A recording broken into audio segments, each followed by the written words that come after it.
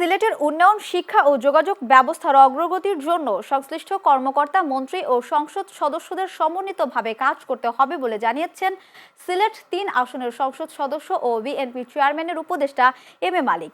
সোমবার রাজধানী ঢাকায় লেকশোর হোটেলে সিলেট বিভাগের মন্ত্রী, প্রধানমন্ত্রীর উপদেষ্টা, হুইপ, সংসদ সদস্যদেরকে সংবর্ধনা ও মতবিনিময় সভায় তিনি একথা বলেন।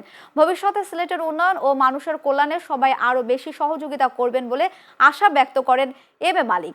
জালালাবাদ অফিসার্স অ্যাসোসিয়েশনের সভাপতি আব্দুর নাসের খানের সভাপতিত্বে অনুষ্ঠানে শিল্প, বাণিজ্য এবং বস্ত্র ও পাট মন্ত্রী খন্দকার আব্দুল মুক্তাদির, সংসদ হুইপ জি.কে. গাউস সহ সিলেট বিভাগের বিভিন্ন আসনের সংসদ সদস্য, প্রশাসক ও ঊর্ধ্বতন কর্মকর্তারা উপস্থিত ছিলেন।